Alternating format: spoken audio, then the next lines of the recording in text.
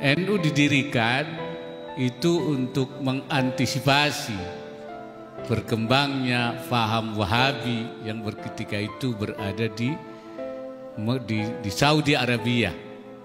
Ulama kita mengutus satu komite yang dinamakan Komite Hijaz untuk mencegah supaya atharu Rasulullah, bekas-bekas Rasulullah, atharus sahabat, bekas-bekas sahabat tinggalannya di Saudi tidak dihancurkan oleh pemerintah yang kebetulan berfaham Wahabi. Ketika kembali, maka kemudian Komite Hijaz ini berubah, dibentuk, kemudian namanya yaitu Jam'iyah Nahdlatul Ulama untuk mengantisipasi kemungkinan adanya gerakan-gerakan itu masuk ke Indonesia. Sekarang ini justru bukan antisipasi, sudah ada di Indonesia. Wahabinya ada, bahkan ada HTI-nya, bahkan ada juga gerakan-gerakan yang anak-anak kita dulunya tidak puas dengan gerakan yang kurang ekstrim dari NU, kelompok FPI. Nah, mereka kemudian juga memisahkan diri atau keluar dari kelompok NU karena menganggap NU kurang keras, padahal bukan kurang keras, tapi NU bijak, ya, santun di dalam berjuang. Jadi kadang-kadang orang tidak bisa membedakan antara lemah dan bijak, antara lemah dan santun. Nah, kalau soal pengaruh, saya kira satu-satunya organisasi yang paling ditakuti di Indonesia ini ia adalah Nahdlatul Ulama. Yang lain tuh hanya puluhan ribu, paling banyak ratusan ribu. Kalau NU kan jutaan. Jangankan teriak, dehem saja. Kalau NU sudah, itu orang gemeter semua. Nah, ini yang tidak difahami, ya. Tapi sekarang tantangan itu di depan kita. Bagaimana memahamkan ini kepada masyarakat. Kemudian juga negara. Ini juga harus dijaga. NU bukan hanya berjuang merebut kemerdekaan, tetapi juga menjaga, mengamankan baik dari kembalinya penjajah seperti terjadi ketika lahirnya resolusi jihad untuk menangkal kembalinya penjajahan, yaitu yang kemudian ditetapkan sebagai hari santri dimulai dari fatwa Hadratus Syekh. Ini merupakan upaya NU untuk menangkal kembalinya penjajahan. Dan sekarang ini bukan tidak ada ancaman, ada separatisme yang ingin memisahkan diri. Ada juga radikalisme yang ingin mengubah negara ini. Padahal negara ini sudah kita sepakati. Bagi kita NU, NKRI adalah harga mati, sudah selesai. Karena NKRI ini hasil daripada kesepakatan. Oleh karena itu, saya menamakan negara ini negara kesepakatan. Melalui Pancasila sebagai titik temu, sebagai kalimatun sawa.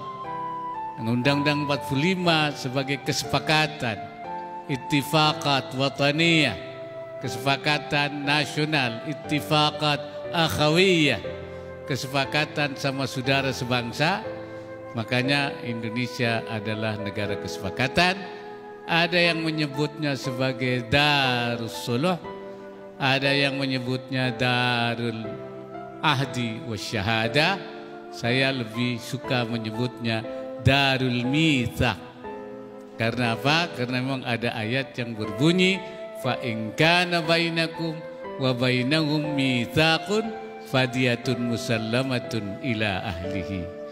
Jadi kalau ada antara kamu dan mereka non-muslim ada mitsak, kesepakatan hidup berdampingan secara damai, maka tidak boleh ada yang dikorbankan. Kalau yang ada yang dikorbankan, maka kalau di antara mereka ada yang korban, kamu harus membayar diyat, denda yang musallamatun ila ahlihi, serahkan kepada keluarganya. Ini mitsak.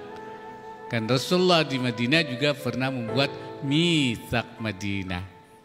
Karena itu kita harus menjaga dari upaya-upaya yang melanggar, yang mukhalafatul mitsak. Makanya ketika saya ditanya apa itu khilafah itu islami apa tidak, saya bilang islami. Karena apa? Dulu ada khilafah Utsmaniyah, ada khilafah Abbasiyah. Tapi yang islami itu bukan hanya khilafah, kerajaan juga islami. Sekarang ada kerajaan Saudi Arabia, Al-Mamlakah As-Saudiyah diterima. Ada Al-Mamlakah Al-Hashimiyah di Yordan diterima. Yang islami juga keamiran. Ada di Kuwait, Abu Dhabi, ada Qatar. Yang islami juga Republik Indonesia, Republik Islam Pakistan, Republik Mesir, Republik Turki. Jadi kalau soal islami, semua islami. Nah, kenapa khilafah ditolak di Indonesia? Saya bilang bukan ditolak, tapi tertolak, ya. Kenapa tertolak? Karena mukhalafatul mitsak, menyalahi kesepakatan. Kesepakatan kita republik, makanya namanya NKRI, Negara Kesatuan Republik. Lah kalau jadi khilafah kan nggak ada NKRI-nya, NKKHI, Negara Kesatuan Khilafah jadinya. Padahal kita bilang NKRI itu adalah sudah harga mati, tidak boleh diubah. Jadi hal-hal yang seperti ini yang sebenarnya tidak perlu diperdebatkan, tidak perlu meteng-teng, ya. Ini urusan khilafah kayak mau perang Bharatayuddha. Padahal sebenarnya kita letakkan saja secara proporsional. Kenapa itu tertolak? Karena memang mukhalafatul mitsak, menyalahi kesepakatan. Kerajaan juga tidak bisa mukhalafatul mitsak, keamiran juga tidak bisa. Yang muwafaqatul mitsak adalah republik. Selesai, gampang sebenarnya. Tapi ini memang radikalisme, intoleran ini sekarang berkembang, ya. Bahkan sudah memasuki titik-titik yang bukan hanya dilakukan melalui dakwah, tetapi sudah melalui gerakan-gerakan politik. Bahasa sekarang sudah politisasi dan menggunakan instrumen-instrumen politik untuk memenangkan gerakan-gerakan radikal dan intoleran di Indonesia ini. Ini merupakan bahaya yang kita hadapi, yang harus dihadapi oleh bangsa ini. Disinilah NU itu harus muncul di depan.